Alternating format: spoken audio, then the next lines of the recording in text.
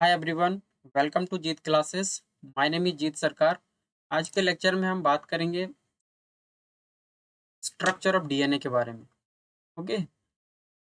CSIR के syllabus का ये थर्ड यूनिट है, जिसको हम फंडामेंटल प्रोसेस के नाम से जानते हैं या मॉलिक्यूलर बायोलॉजी के नाम से जानते हैं। तो आज हम स्टार्ट करेंगे फंडामेंटल प्रोसेस या मॉलिक्यूलर बायोलॉजी। ओके। तो फंडामेंटल प्रोसेस का सबसे पहला यूनिट है डीएनए। ओके। तो आज हम स्टार्ट करेंगे, ये आज का मेरा पहला लेक्चर है जो फंडामेंटल प्रोसेस या मॉलिक्यूलर बायोलॉजी का पहला लेक्चर है, वो है डीएनए स्ट्रक्चर।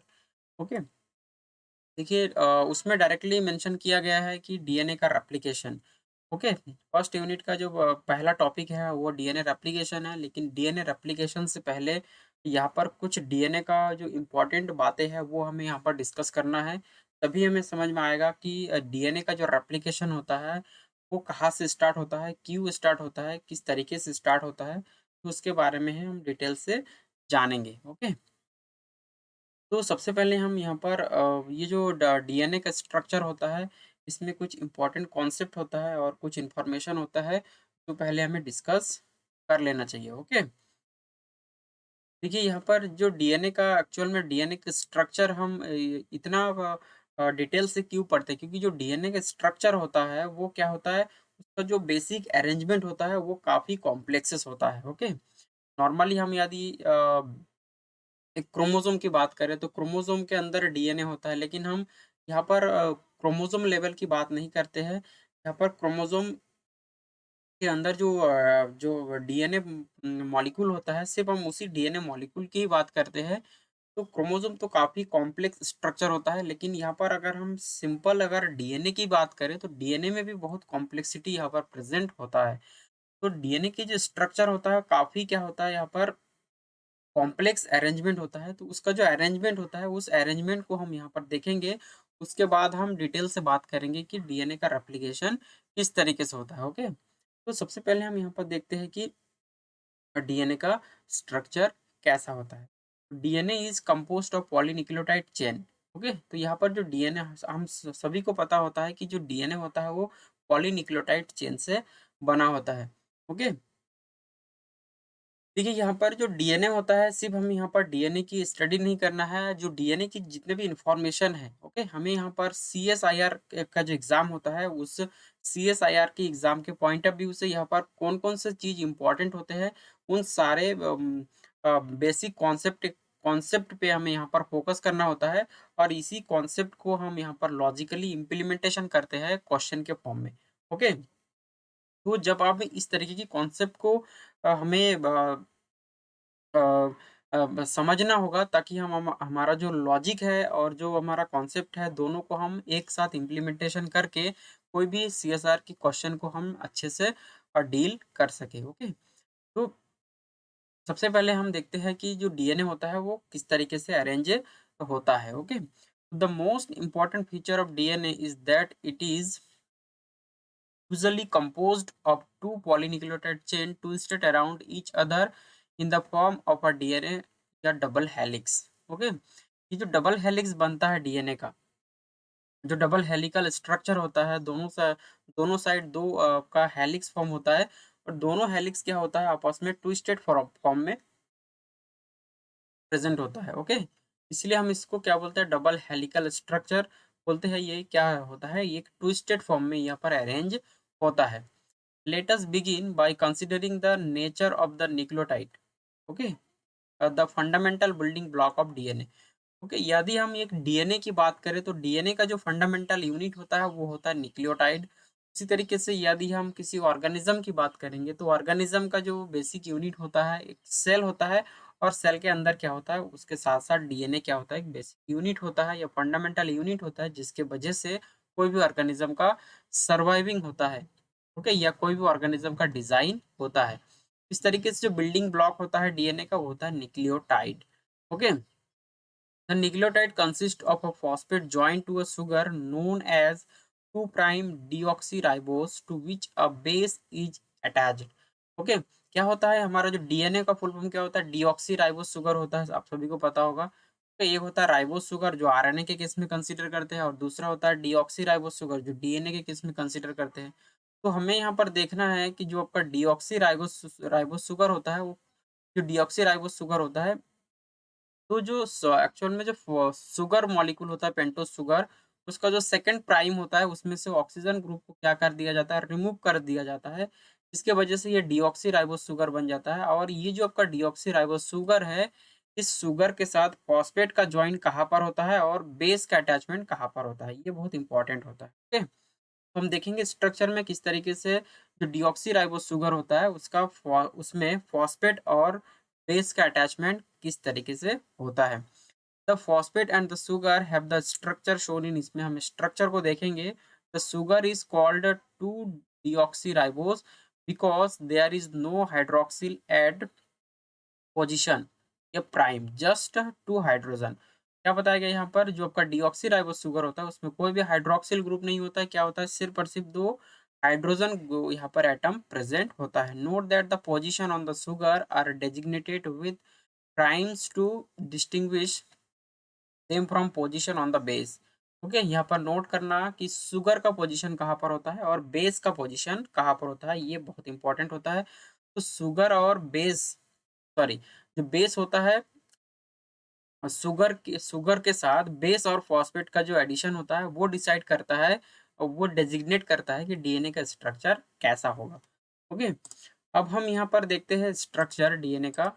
ये डीएनए का स्ट्रक्चर यहाँ पर दिखाया गया है। ये जितने भी यहाँ पर मैं कंटेंट ले रहा हूँ मोस्टली जो कंटेंट है वो वाटसन से लिया हूँ। आप देख सकते हो वाटसन का बुक रिफर कर सकते हो और दूसरा जो बुक होता है वो होता है लेहलिंजर। तो दोनों बुक से मैं यहाँ पर कंटेंट लिया हूँ। आप वाटसन और लेहलिंजर की बुक को रिफर कर सकते हो। ओके, तो यहाँ पर जो स्ट्रक्चर होता है वो हेलिकल स्ट्रक्चर होता है डीएनए का। ये यहाँ पर आप देख देख सकते हो ये हेलिकल स्ट्रक्चर है। ये हेलिक्स के फॉर्म में बना हुआ इस तरीके से। और ये क्या है एक अगर हम इस डीएनए की अगर अ, बीच वाला पोर्शन को यदि देखें हम तो ये क्या है एक एक्सिस है। इस एक्सिस के दो अराउंड क्या होता है ये जो डीएनए होता है दोनों डीएनए एक दूसरे ट्विस्टेड फॉर्म में रहता है।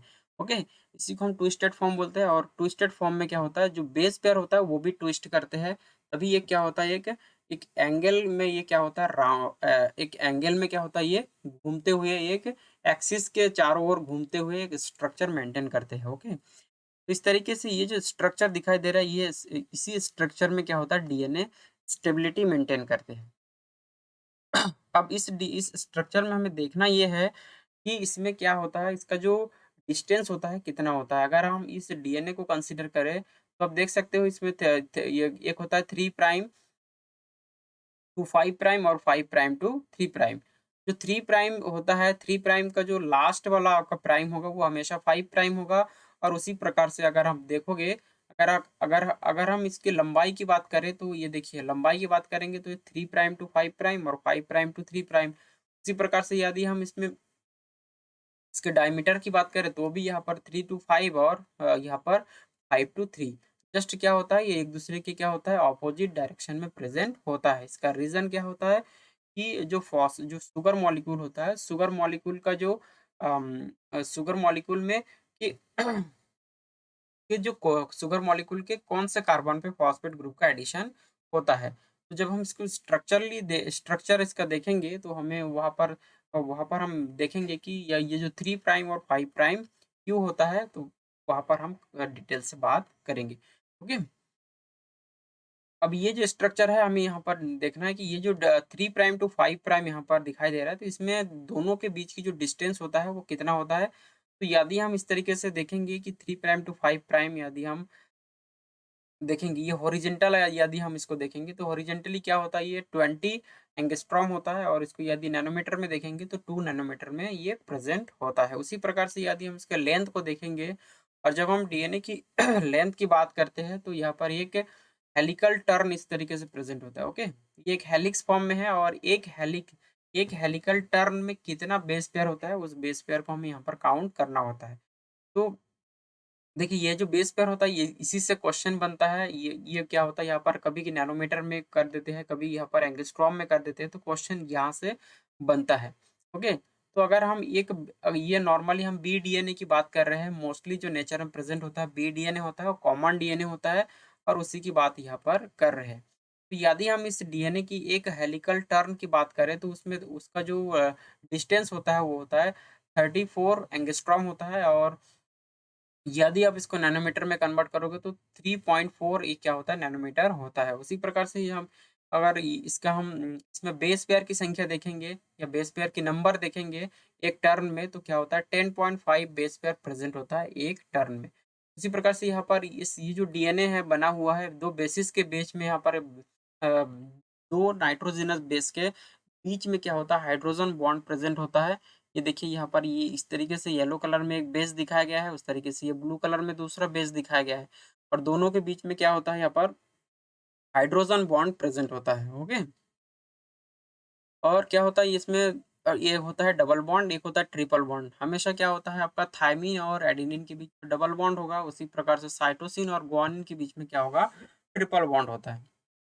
तो ये कुछ इन्फॉर्मेशन यहाँ पर है। और जो आपका शुगर मॉलिक्यूल होता है सॉरी जो बेसिस होता है नाइट्रोजनस बेसिस, वो शुगर के साथ जुड़ा रहता है, और जो शुगर होता है एक शुगर और दूसरे शुगर के बीच में क्या होता है फॉस्फेट होता है। इस तरीके से ये जो आपका लाइन दिखाया गया है, ये जो हेलिकल टर्न हो रहा है, ये क्या होता है शुगर फॉस्फेट बैकबोन होता है। ओके, इस तरीके से हमें इस तरीके का डिजाइन बनता है जब ये इस तरीके के नाइट्रोजनस बेस और शुगर और फॉस्फेट ये तीनों जुड़ता है, तो इस तरीके का एक हेलिकल कन्फर्मेशन बनता है।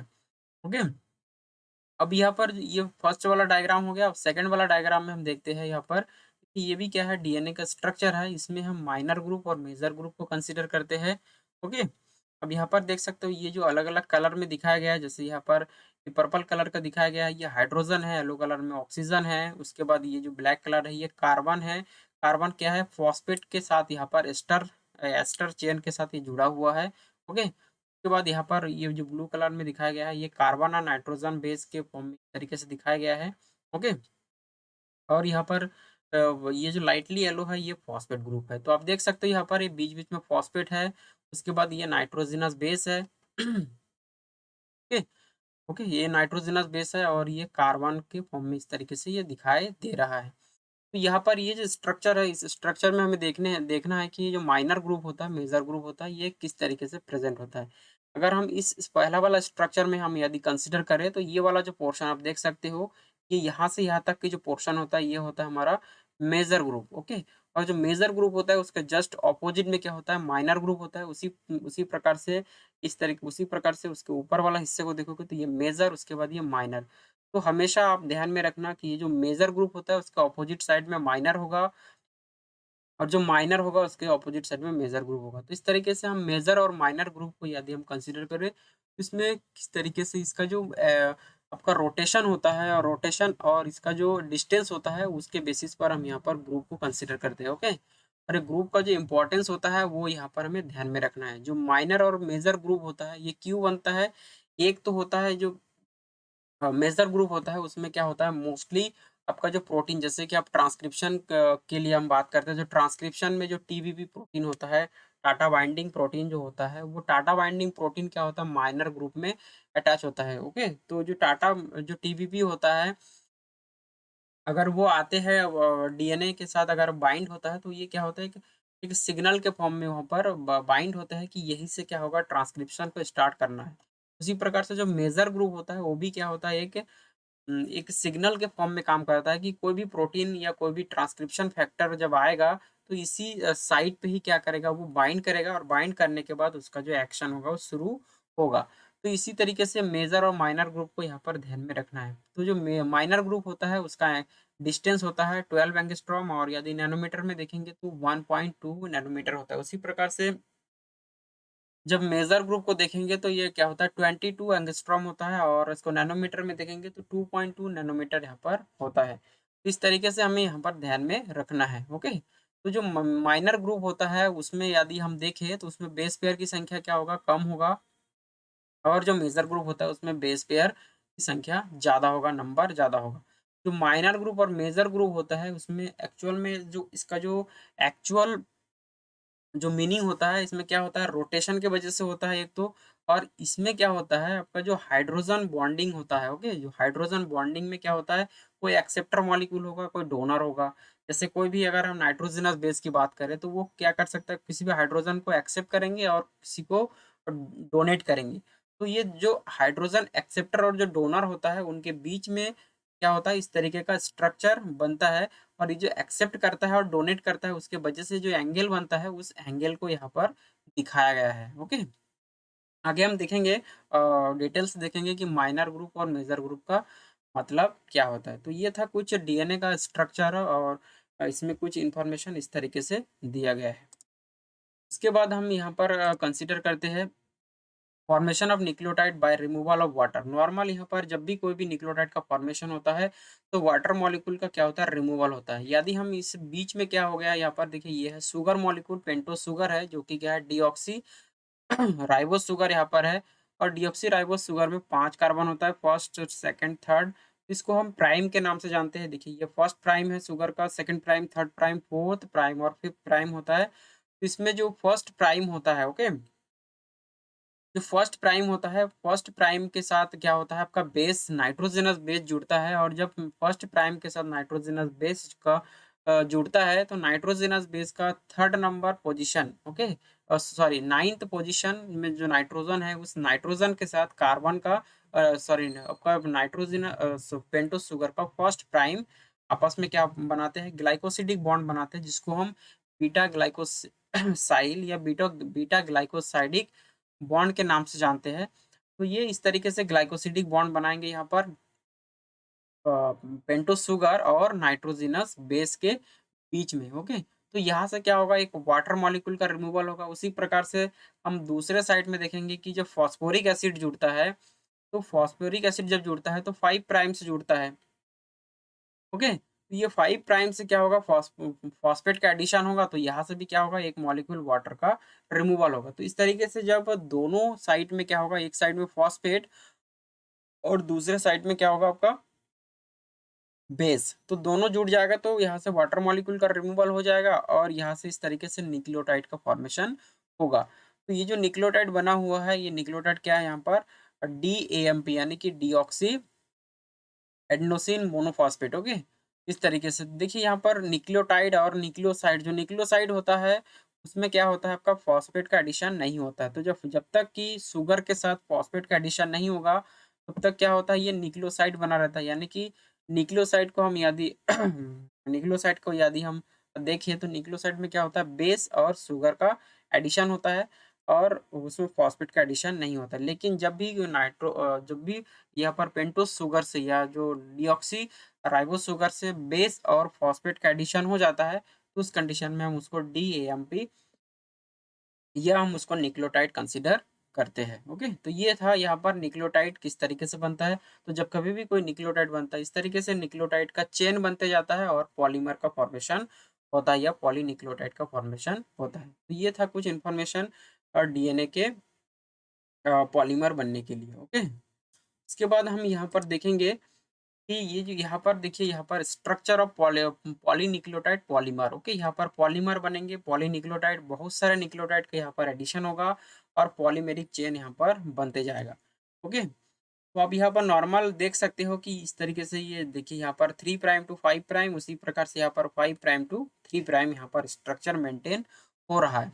तो यहाँ पर आप देख सकते हो, जो पर्पल कलर में यहाँ पर दिखाया गया है, देखिए यहाँ पर ये जो स्ट्रक्चर बना हुआ है, स्ट्रक्चर बनने से पहले यहाँ पर हम इसकी नंबरिंग को थोड़ा-सा देख लेते हैं, क्योंकि जो स्ट्रक्चर होता है आप यहाँ पर, एक होता है आपका प्यूरीन, दूसरा होता है पाइरिमिडीन, ओके। तो प्यूरीन और पाइरिमिडीन का जो स्ट्रक्चर होता है, उसमें थोड़ा-सा डिफरेंस होता है। जो प्यूरीन होता है, उसमें एक एक्स्ट्रा यहाँ पर एक स्ट्रक्चर होता है, जिसको हम इमिडाज़ोल के नाम से जानते हैं।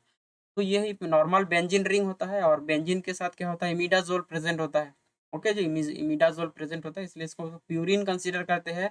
और पाइरिमिडिन में नॉर्मल क्या होता है, बेंजीन रिंग होता है। तो यदि हम यहाँ पर पाइरिमिडिन की बात करें नॉर्मल, तो पाइरिमिडिन कौन-कौन सा होता है यहाँ पर? एक होता है साइटोसिन, दूसरा होता है थायमिन। डीएनए के केस में, यदि हम आरएनए के केस में बात करेंगे, तो यहाँ पर क्या होगा, थायमिन को क्या करता है यहाँ पर, रिप्लेस कर देता है किसमें, यूरासिल में, ओके। इस तरीके से जो पाइरिमिडीन होता है, वो 3 प्रकार के होता है, साइटोसिन, थायमिन और यूरासिल, ओके। लेकिन अभी हम यहाँ पर डीएनए के बारे में बात कर रहे हैं, तो यहाँ पर हम साइटोसिन और थायमिन को कंसीडर करेंगे। तो यदि जो थायमिन और जो साइटोसिन होता है वो होता है पायरिमिडिन, होता है बेंजीन रिंग। और यदि इसका नंबरिंग हम करें तो ये क्या होता है, एंटी क्लॉकवाइज होता है। आप देख सकते हो यहाँ पर नंबरिंग 1 2 3 4 5 6 इस तरीके से, ये क्या होता है, एंटी क्लॉकवाइज होता है। तो उसी प्रकार से ये यदि एंटी क्लॉकवाइज है तो हमेशा ध्यान रखना, ये जो कार्बन नंबर जो नंबर जो फर्स्ट है, जो ये जो नाइट्रोजन यहाँ पर है और जो नाइट्रोजन में जो फर्स्ट यहाँ पर लिखा गया है, इसका मतलब आप इसको इस तरीके से याद कर सकते हो। जो फर्स्ट नाइट्रोजन है इसी से क्या होगा, शुगर मॉलिक्यूल का या हाँ शुगर मॉलिक्यूल का अटैचमेंट होगा। ओके, जब कभी भी यहाँ पर पॉलीमर बनेगा तो यहाँ पर जो फर्स्ट नंबर है, ये जो नंबर है फर्स्ट नंबर, उसी से क्या होगा, शुगर मॉलिक्यूल का अटैचमेंट होगा। उसी प्रकार से आप यदि प्यूरिन के स्ट्रक्चर को देखें तो प्यूरिन में क्या होता है, यहाँ पर एंटी को ये यहाँ पर भी क्या होता है,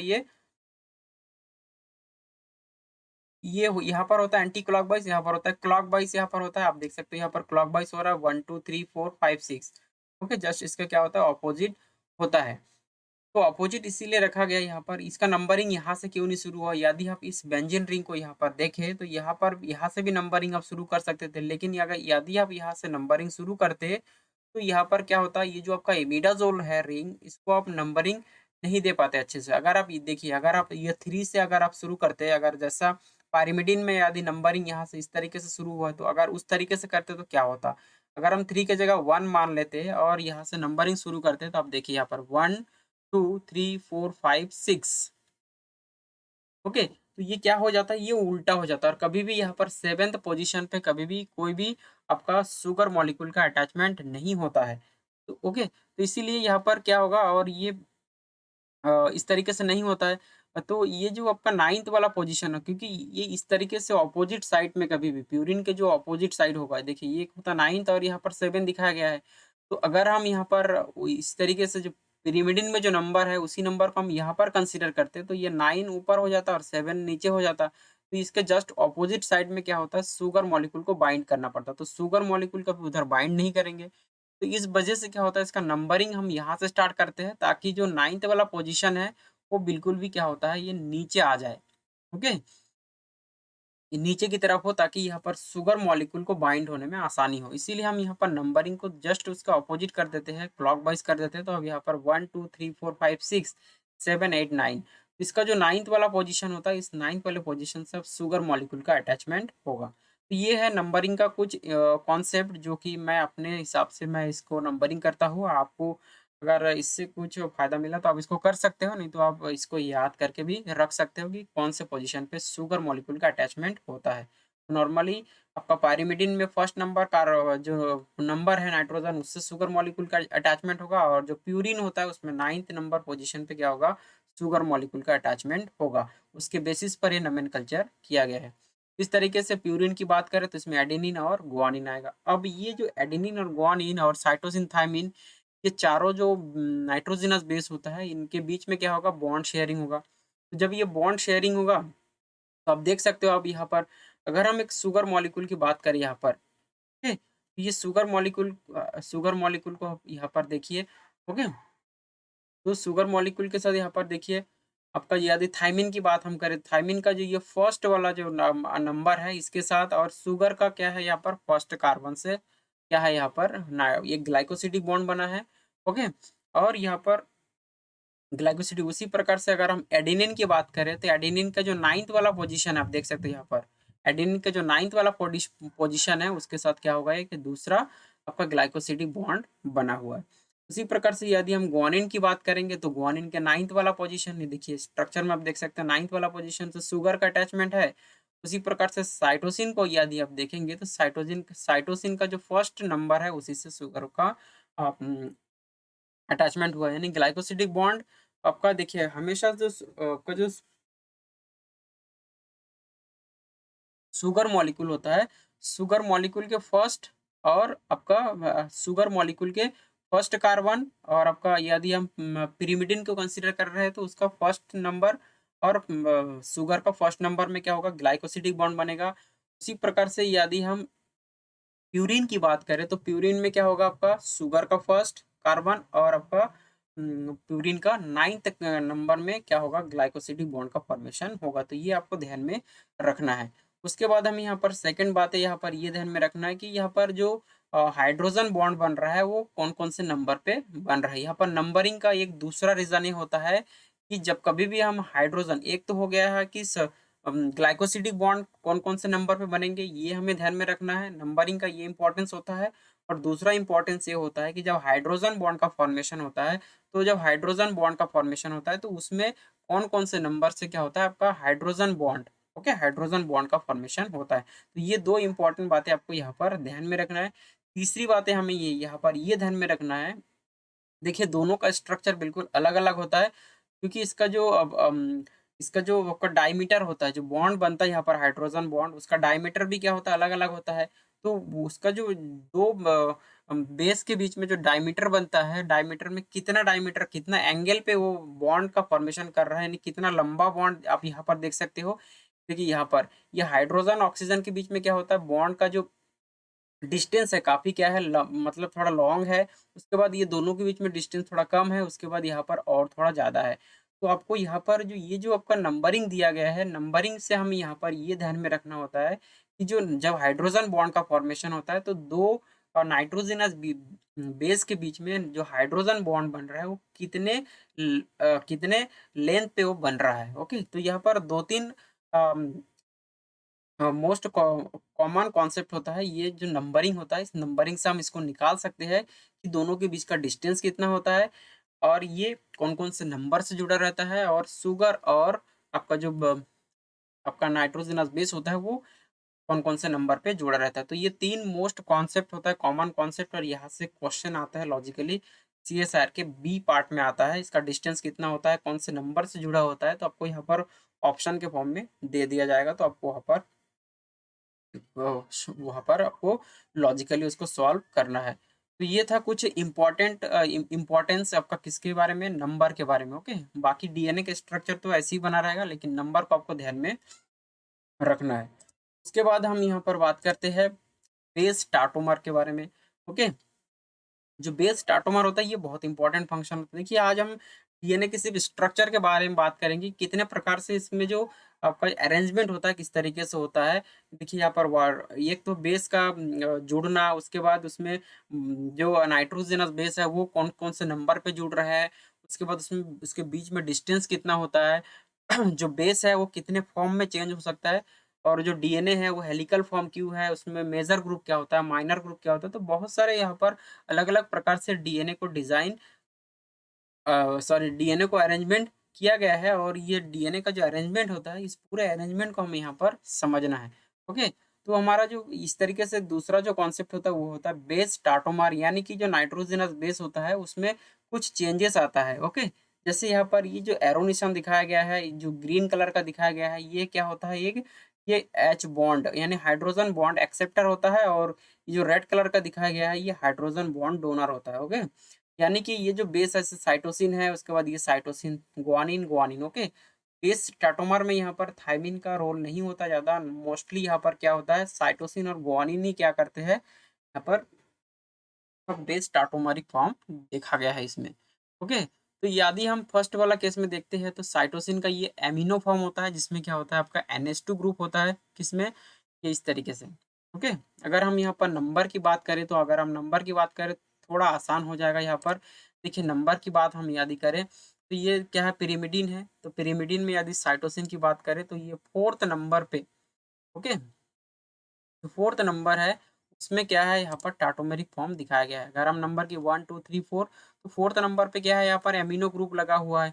ओके, उसी प्रकार से यहाँ पर अगर हम इस वाले में बात करें अगर प्यूरिन की बात करें तो ये कौन-सा नंबर हो जाएगा आप यहाँ से देख सकते हो। ओके, आप देख सकते हो यहाँ पर इस तरीके से ये 6th नंबर पे हो जाएगा। ओके, तो इस तरीके से हमें ध्यान में रखना है।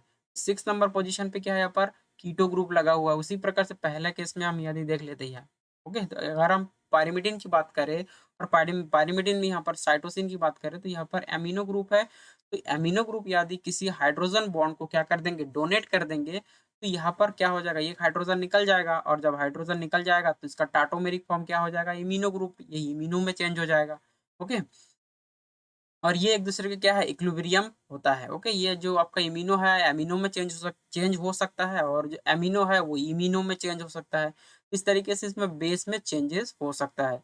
उसके बाद यहाँ पर अगर हम प्यूरिन की बात करें, जैसे गुआनिन, प्यूरिन में यदि गुआनिन की बात करें तो ये कहाँ-कहाँ पर देखिए, और हाइड्रोजन बॉन्ड एक्सेप्ट कर सकता है कौन-कौन से पोज़ीशन पे, इस पोज़ीशन पे हाइड्रोजन को ये एक्सेप्ट कर सकता है, इस पोज़ीशन पे भी क्या कर सकता है, हाइड्रोजन को एक्सेप्ट कर सकता है।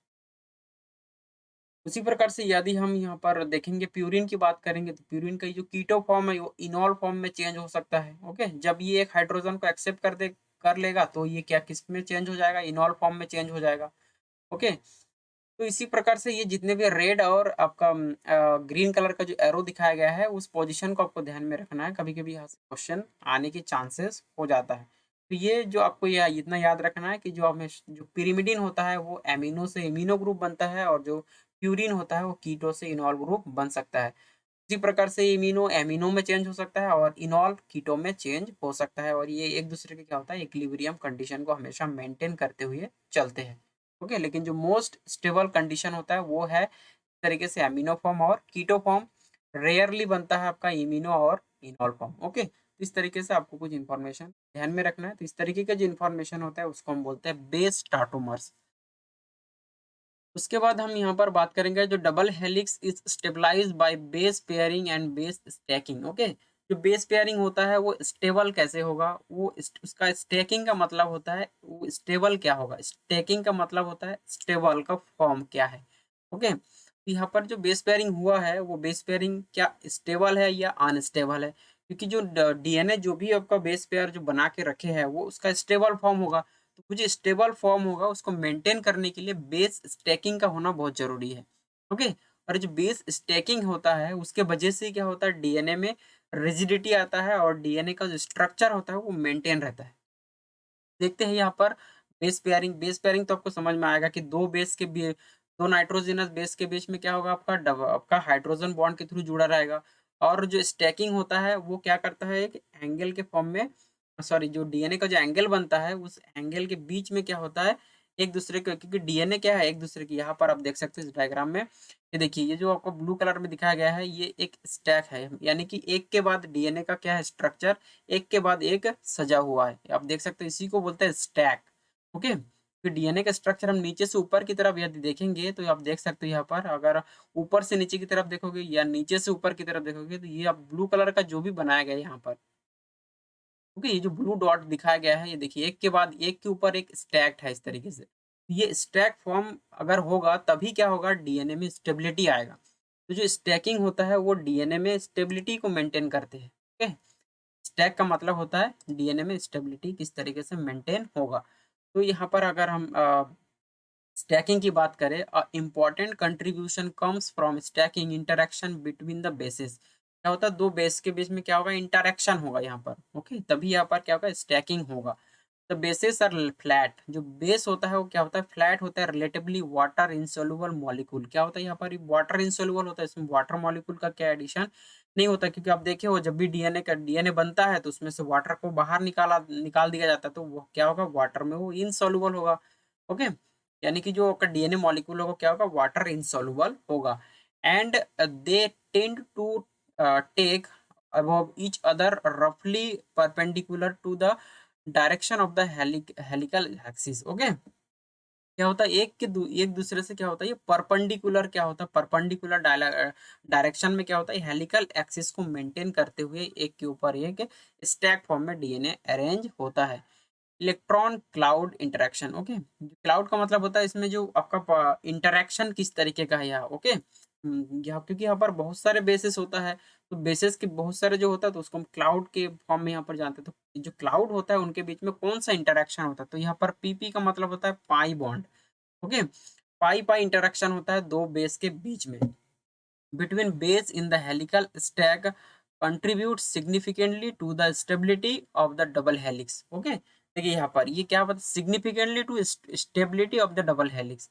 तो ये जो पाई बॉन्ड होता है ये कंट्रीब्यूशन करते हैं, जो डीएनए होता है, डीएनए का जो डबल हेलिक्स होता है उसमें क्या होता है, ये स्टेबिलिटी मेंटेन करने के लिए यहाँ पर पाई बॉन्ड क्या करता है, अपना कंट्रीब्यूशन देते हैं, तभी क्या होता है, एक दूसरे के ऊपर स्टैक हो पाते हैं। ओके, नहीं तो यदि यहाँ पर आपका पाई बॉन्ड यहाँ पर नहीं होगा जिसके इंटरेक्शन से बेस स्टैकिंग बना हुआ है या डीएनए का स्ट्रक्चर स्टेबल फॉर्म में है, तो यदि वहाँ पर पाई पाई इंटरेक्शन नहीं होगा तो डीएनए क्या हो जाएगा, होगा यहाँ वहां पर स्टेबल नहीं हो सकता है। तो डीएनए की जो स्टेबिलिटी है उस स्टेबिलिटी को मेंटेन करने के लिए यहाँ पर डबल हेलिक्स में क्या होता है, पाई पाई जो बॉन्ड होता है, पाई बॉन्ड का इंटरेक्शन बहुत ही जरूरी है।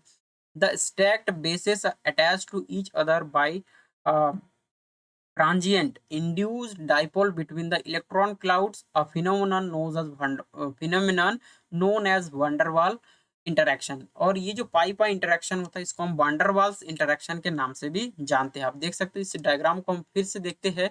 इस डायग्राम में देख सकते हो ये जो ब्लू कलर का दिखाया गया है, ये पहला ब्लू कलर डॉट है, उसके बाद सेकंड डॉट, फिर थर्ड डॉट। तो ये जो डॉट है, ये डॉट के बीच में कौन सा इंटरेक्शन है, एक तो पाई पाई इंटरेक्शन है कि क्लाउड का मतलब यहाँ पर देख सकते हो बहुत सारे यहाँ पर आपका नाइट्रोजनस बेसिस बन रहा है, ये आपको बहुत सारे यहाँ पर बेसिस है एक के ऊपर एक लगा हुआ, तो ये क्लाउड है, इसके बीच में कौन सा इंटरेक्शन होगा, पाई पाई इंटरेक्शन होगा। तभी क्या हो, एक दूसरे के साथ ये क्या हो आसानी से जुड़ा हुआ है। और जो जुड़ा हुआ है जब ये जुड़ा हुआ है तभी क्या होगा, डीएनए में स्टेबिलिटी आएगा, अदरवाइज स्टेबिलिटी नहीं आएगा। तो ये जो पाई पाई इंटरेक्शन होता है इसको हम van der Waals इंटरेक्शन के नाम से भी जानते हैं, क्योंकि van der Waals फोर्स क्या होता है, ये भी बहुत वीक इंटरेक्शन होता है। ओके, जो पाई पाई इंटरेक्शन होता है वो भी क्या होता है, बहुत वीक होता है। तो जो डीएनए होता है उसमें स्टेबिलिटी लाने के लिए क्या होता है, दो प्रकार का आप यहाँ पर इंटरेक्शन मिलता है, एक तो पाई पाई इंटरेक्शन, दूसरा होता है van der Waals इंटरेक्शन।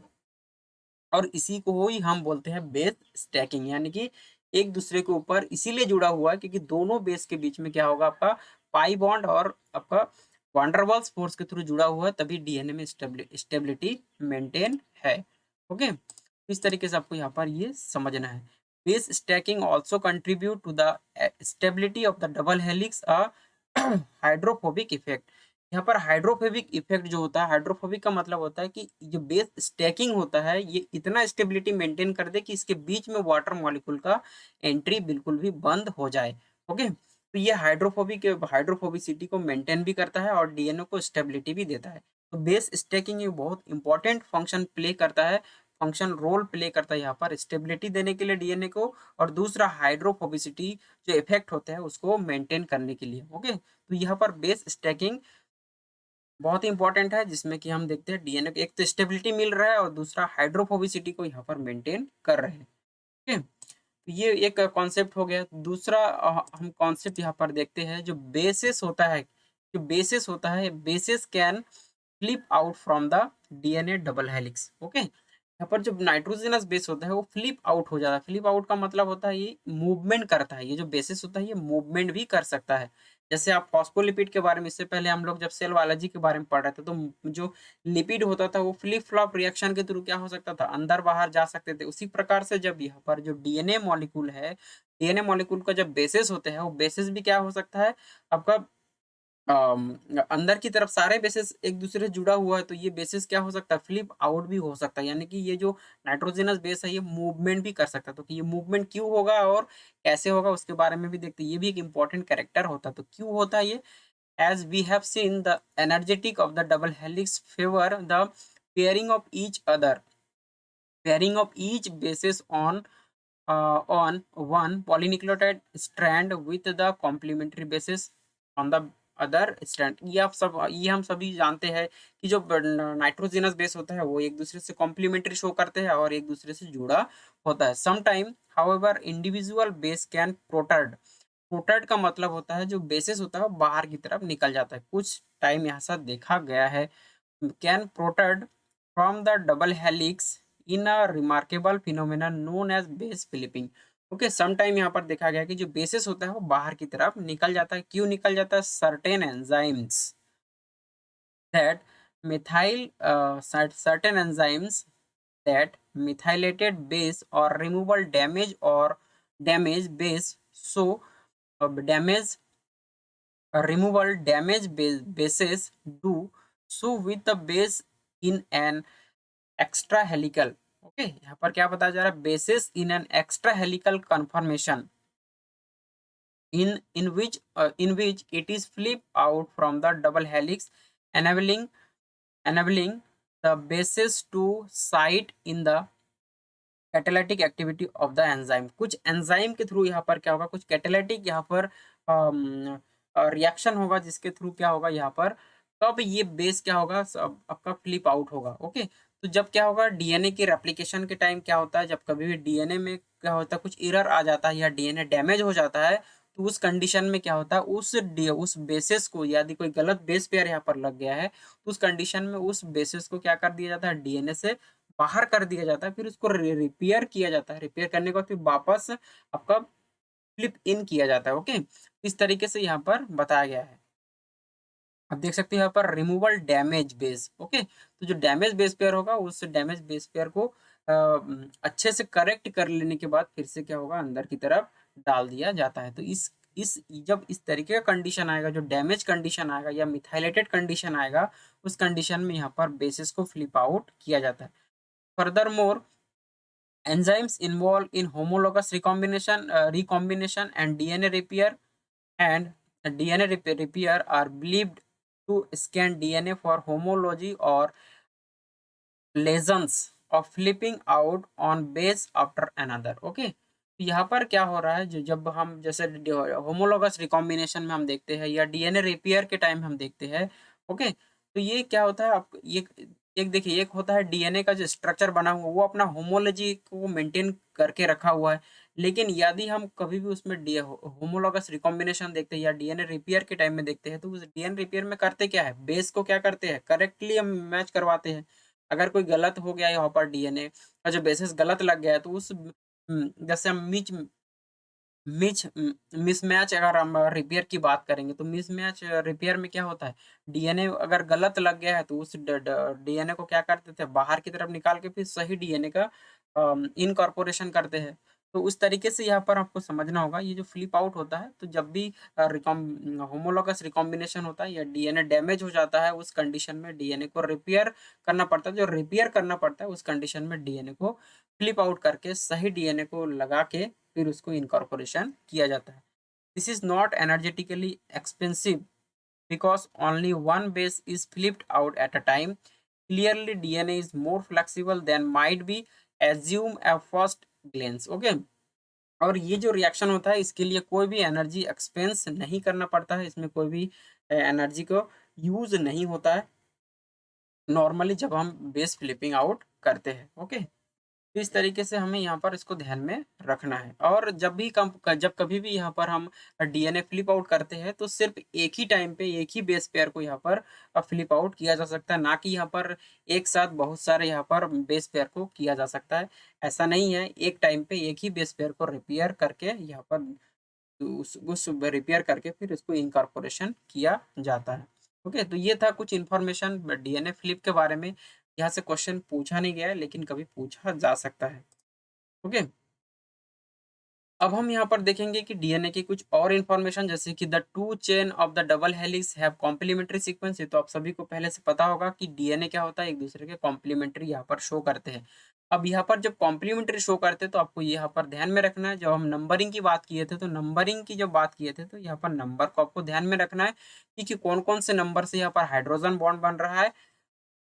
जैसे कि हम यहाँ पर बात करेंगे ग्वानिन और साइटोसिन की, और थायमिन और एडेनिन की बात यहाँ पर करेंगे। ओके, तो देखिए यहाँ पर जो ग्वानिन और साइटोसिन, क्योंकि एक प्यूरिन एक पिरिमिडिन, और एक यहाँ पर ये क्या है, एक प्यूरिन और एक पिरिमिडिन, तो दोनों में जब हाइड्रोजन बॉन्ड का फॉर्मेशन होगा, तो आप देख सकते हो यहाँ पर जब ग्वानिन और साइटोसिन के बीच में क्या होगा, बॉन्ड का फॉर्मेशन होगा, तो जो ग्वानिन साइटोसिन उसमें क्या होता है, 3 हाइड्रोजन बॉन्ड बनता है। तो 3 हाइड्रोजन बॉन्ड कौन कौन से नंबर से बनेंगे, एक तो आपका सेकंड, फर्स्ट और सिक्स। इस तरीके से आपको याद करना है, फर्स्ट, सेकंड, फर्स्ट और सिक्स ग्वानिन का। उसी प्रकार से अगर आप साइटोसिन का देखोगे, तो 2, 3 और 4, तो इस तरीके से दोनों के बीच में क्या होगा, 3 हाइड्रोजन बॉन्ड बनेंगे। ओके, इसी प्रकार से आप देखोगे एडेनिन और यहाँ पर थायमिन, तो एडेनिन में फर्स्ट 6 और आपका थायमिन में 3 और 4, तो इस तरीके से इसमें 2 हाइड्रोजन बॉन्ड का फॉर्मेशन होगा। ओके, तो ये कुछ क्या होगा, एक दूसरे के कॉम्प्लीमेंट्री शो होता है। ये कॉम्प्लीमेंट्री सीक्वेंस इस तरीके से डीएनए में बनता है। उसके बाद हम यहाँ पर देखेंगे वाटसन क्रिक का जो आपका डायग्राम है, जैसे hydrogen bonding pattern of in the base pair defined by Watson and Crick. जो वाटसन क्रिक ने जो हाइड्रोजन बॉन्ड का डेफिनेशन यहाँ पर दिया है, उसको डिफाइन किया है, कुछ इस तरीके से डिफाइन किया गया है। देख सकते हो यहाँ पर ये जो डीएनए का स्ट्रक्चर है इसमें से सिर्फ इसी पोर्शन को यहाँ से लिया गया है। एक होता है एक जो जिसमें क्या है 2 हाइड्रोजन बॉन्ड है, एक होता है 3 हाइड्रोजन बॉन्ड है। तो 2 कंडीशन होता है डीएनए में, एक तो 2 होता है, 3 होता है। तो यहाँ पर अगर हम देखेंगे एडेनिन थाइमिन के बीच में और गुआनिन साइटोसिन के बीच, तब देख सकते हैं यहाँ पर ये एडेनिन और गुआनिन के बीच में बॉन्ड कहाँ-कहाँ पर बना है। आप देख सकते हो इस तरीके से, इससे पहले हम लोग नंबरिंग किए थे। तो आप यहाँ पर देख सकते हो ये तरीके से ये दोनों के बीच में मैं आपको बताया था कि जब हाइड्रोजन बॉन्ड का फॉर्मेशन होगा तो हाइड्रोजन बॉन्ड की जो फॉर्मेशन होगा उसकी जो लेंथ होगा हाइड्रोजन बॉन्ड की वो कितना हो सकता है। क्वेश्चन यहाँ से आता है इस तरीके से। ओके, ये छोटी-छोटी कॉन्सेप्ट होती है, यहाँ से क्वेश्चन डिज़ाइन होता है। तो आप देख सकते हो यहाँ पर अगर हम बात करेंगे कि यहाँ पर एडेनिन और थाइमिन के बीच में, तो आप देख सकते हो इन दोनों के बीच में अगर हम एडेनिन और थाइमिन के बीच में जो पहला हाइड्रोजन बॉन्ड बन रहा है हाइड्रोजन ऑक्सीजन के बीच में, वो कितना है आपका यहाँ पर 2.8 एंगस्ट्रॉम यहाँ पर है। उसी प्रकार से आप यहाँ पर देखोगे इस तरीके से जो ये नाइट्रोजन और हाइड्रोजन के बीच में जो बॉन्ड बन रहा है वो क्या होगा यहाँ पर 3 एंगस्ट्रॉम। ओके, 3.0 एंगस्ट्रॉम यहाँ पर। तो ये बॉन्ड का क्या है, ये दोनों का डिस्टेंस है। ओके, कि कितने डिस्टेंस पे ये बॉन्ड बन रहा है। तो ये आपका डिस्टेंस याद रखना है यहाँ पर। और टोटल यदि हम बात करेंगे आपका एडेनिन और आपका थायमिन के दोनों के बीच की जो डिस्टेंस होता है वो कितना होता है आपका 11.1 एंगस्ट्रॉम। तो ये कुछ इन्फॉर्मेशन था यहाँ पर आपको ध्यान में रखना है। ओके, अब यहाँ पर हम ग्वानिन और साइटोसिन के बारे में यहाँ पर बात करेंगे। तो ग्वानिन और साइटोसिन के बारे में जब बात करेंगे तो इसमें 3 बॉन्ड का फॉर्मेशन होता है। देखिए पहला वाला जो था यहाँ पर एडेनिन और थायमिन, तो एडेनिन और थायमिन के बीच में 2 बॉन्ड बन रहा है। दोनों में क्या होगा यहाँ पर 2 अलग-अलग प्रकार, इनकी दोनों की लेंथ क्या होगा यहाँ पर अलग-अलग होगा। उसी प्रकार से जब हम यहाँ पर गुआनिन और साइटोसिन के बीच में बात करेंगे तो यहाँ पर 3 हाइड्रोजन बॉन्ड बनेंगे, लेकिन तीनों हाइड्रोजन बॉन्ड में क्या होगा यहाँ पर 2 बिल्कुल कॉमन होगा और एक का क्या होगा उससे ज़्यादा होगा। तो आप देख सकते हो यहाँ पर हाइड्रोजन और ऑक्सीजन के बीच में जो बॉन्ड बन रहा है वो 2.9 एंगस्ट्रॉम है। और यहाँ पर जो हाइड्रोजन और नाइट्रोजन के बीच में जो बॉन्ड बन रहा है वो क्या है 3.0 एंगस्ट्रॉम है। और यहाँ पर हाइड्रोजन ऑक्सीजन के बीच में क्या है 2.9 एंगस्ट्रॉम है। तो इस तरीके से आपको बॉन्ड को ध्यान में रखना है कि प्यूरिन और पाइरिमिडिन जब जुड़ते हैं तो दोनों के बीच में क्या होता है बॉन्ड का जो लेंथ होता है या बॉन्ड का जो डिस्टेंस होता है कितने एंगस्ट्रॉम में होता है। इसको आप नैनोमीटर में कन्वर्ट कर सकते हो। ओके, और ये जिस तरीके से यहाँ पर एडेनिन और थाइमिन के बीच में आपका दोनों का डिस्टेंस कितना था 11.1 एंगस्ट्रॉम, उसी प्रकार से यहाँ पर अगर हम देखेंगे कि गुआनिन और साइटोसिन के बीच में क्या होता है आपका 10.8 एंगस्ट्रॉम इसका डिस्टेंस होता है। तो ये कुछ बेसिक इंफॉर्मेशन यहाँ पर डिस्टेंस के बारे में है कि कितने डिस्टेंस में ये हाइड्रोजन बॉन्ड बनता है। तो देखिए ये इतने डिस्टेंस में बनेंगे तभी क्या होगा डीएनए में एक स्टेबिलिटी आएगा और ये परमानेंट स्टेबिलिटी है। ओके, तो डीएनए स्टेबल इसी तरीके से होता है। इस तरीके का आपका अम, इसी डिस्टेंस पे यदि डीएनए में बॉन्ड का फॉर्मेशन होगा तभी क्या होगा डीएनए में स्टेबिलिटी मेंटेन होगा। ओके, उसके बाद हम यहाँ पर बात करेंगे सिन और एंटी कन्फर्मेशन के बारे में। सिन और एंटी कन्फर्मेशन बहुत इंपॉर्टेंट रोल प्ले करता है। आप यहाँ पर देखेंगे सिन और एंटी कन्फर्मेशन क्या होता है। सिन का मतलब होता है एक ही साइड